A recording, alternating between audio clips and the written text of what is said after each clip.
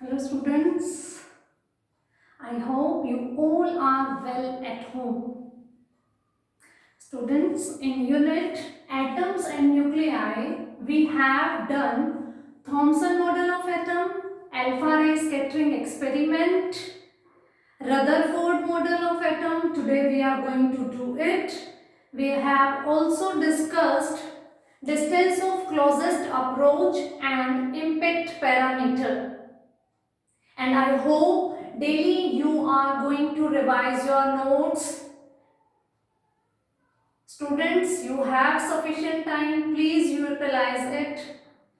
Read the notes carefully. I am saying this thing again and again. Time will never repeat itself. So please continue your study. Okay, so our today's topic is Rutherford model of atom. First model was given by Thomson, and after performing the alpha ray scattering experiment, he concluded some conclusions and he gave us a model of atom, and that model is named as Rutherford model of atom. So he was using the conclusions, observations of his experiment, and he gave few important points, important details of atom. So one by one we are going to discuss those points.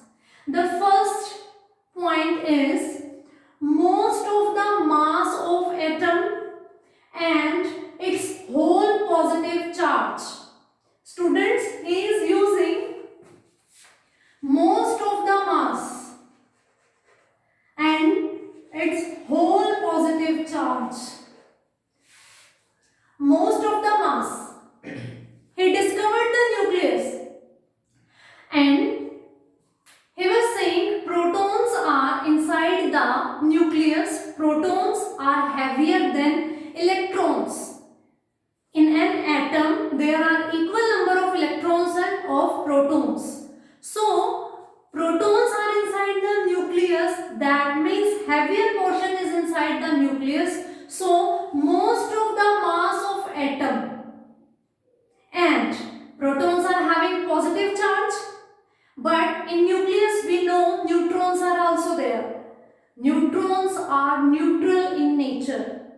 So positive charge in the atom is just because of protons only. That's why he used the word whole positive charge. Most of mass because electrons are not inside the nucleus. They are revolving around the nucleus. So in nucleus positive part is there. So whole positive charge and most of the mass are concentrated at its central core, which is nucleus.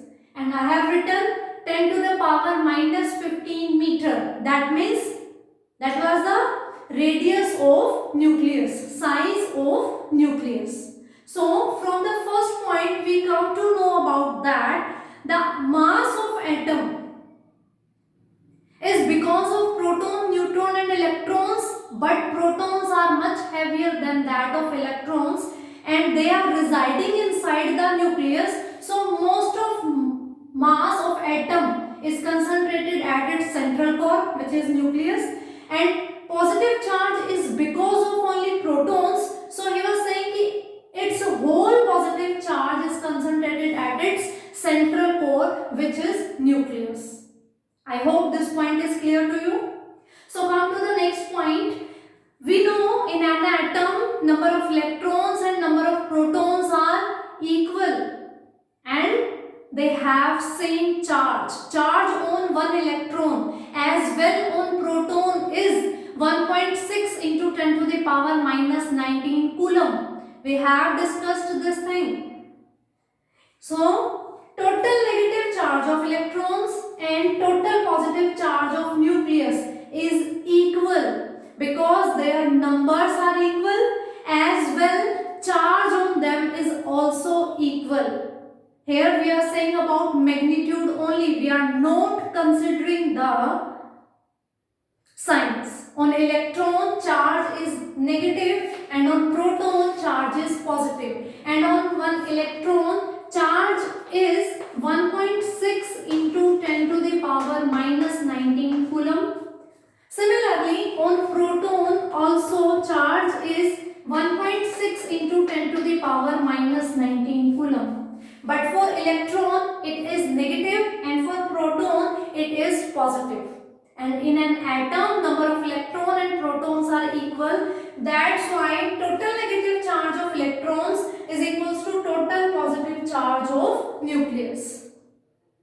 So moving to the next point, electrons are not stationary but revolving around the nucleus in different orbits. According to Thomson model, Thomson said that he compared atom with melon.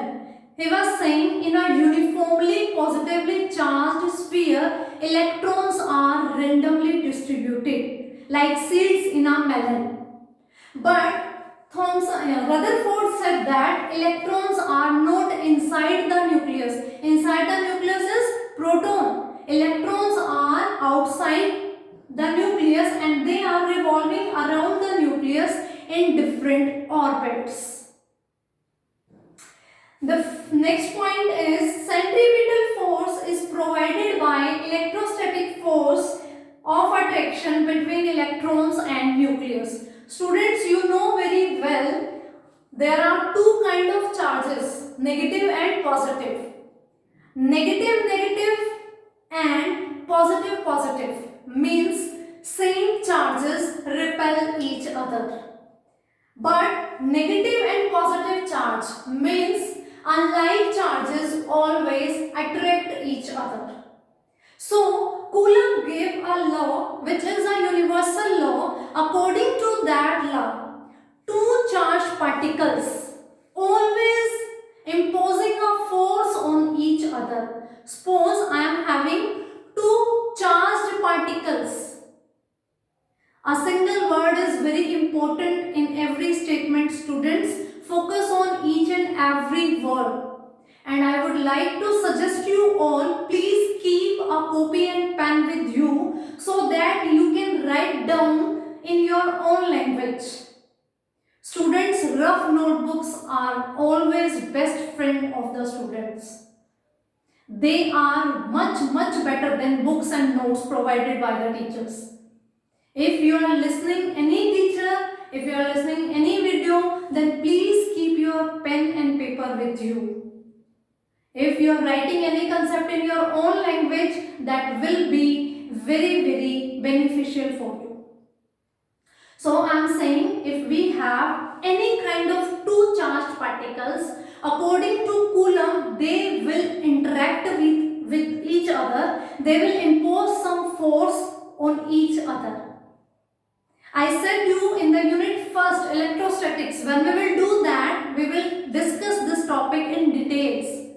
So that force of interaction between two charged particles is known as electrostatic force of attraction. Force of attraction, why? Because force of attraction is between electrons and nucleus. Nucleus is positively charged and electrons are negatively charged. That's why force of attraction. Electrostatic. Electro means word charge and static means rest. When charges are at rest. That means two charged particles are at rest. Then they are interacting with each other. And that force was given by Coulomb's law. That we will discuss. Okay? And centripetal force, I think you know about it. Any object which is moving in a circle, a centripetal force is always acting on it. So, according to Rutherford model, centripetal force is provided by electrostatic force of attraction between electrons and nucleus. These two forces are balancing each other. So these four major conclusions of the Rutherford's experiment, and he uses these conclusions as the postulates of his model of atom. So speedily I am recapitulating all the points. Most of the mass and total positive charge is residing inside the nucleus, whose size is of the order of 10 to the power minus 15 meter. Second, atom is a neutral thing. Number of electrons and protons are equal and their charges are also equal. So total charge is 0. We can say negative charge is neutralizing the positive charge. The third point was electrons are not inside the nucleus. Electrons are revolving outside the nucleus in circular orbits. And the last point is centripetal force, because electrons are moving in circle, is provided by the electrostatic force of attraction, because there are two charged objects. One is electrons and second one is nucleus. So there is a force of attraction and the name is electrostatic force of attraction. Now, because Thomson model was first, it was having some limitations, and it was the second model of atom, it is also having some limitations. Two major limitations we are going to discuss. I am starting from second point because it is similar to that of the Thomson. In Thomson model, we come to know about the limitation that Thomson model could not explain the spectrum, emission spectrum, absorption spectrum. I know you do not know anything about this spectrum. When we will do Bohr model, then you will come to know about it. So for till now, the limitation of Thomson model was same here regarding explanation of spectrum. Rutherford model was also not able to explain the phenomena of spectrum. So it is one major limitation. And the second one is regarding stability of atom. Now we are going to discuss it. Stability of atom. According to our classical theory of physics, if any charged particle is moving in a circular path, I am repeating, according to classical theory, if any charged particle is moving in a circular path, then continuously it is emitting few radiations through it. It is emitting few radiations through it. In Unit 5, we will discuss electromagnetic waves. Then we are going to understand this concept. According to classical theory, if a charged particle is moving in a circle, continuously it is emitting few electromagnetic radiations through it. And if any charged particle is radiating electromagnetic waves through it, then it is losing its energy. Now compare it with yourself. Suppose you are running in a circular path. In the very first round you have energy. You are running very fastly. But when you are continuously running, you lose some energy. What will you do? Either you are going to slow down your speed or you are going to move in a small circle so that it will take less time to complete one circular round. It is just an example. Okay. Similarly for electron. Electron is a charged particle and according to Rutherford model, it is moving in circular orbit. While moving in circular orbit, it will obviously emit some radiations according to classical theory. So, when it emits radiations, it is losing its energy. So, if it doesn't have any energy, so it will move in smaller circular path. Again, है तो circular he. It is of smaller radius, but still it is a circular orbit. So again the electron is moving in circular path, it is continuously emitting radiations, it is losing its energy. So it will move in more smaller orbit. And similarly doing this, suppose electron was revolving in this orbit. Because it is a charged particle moving in a circular path, it is losing its energy. So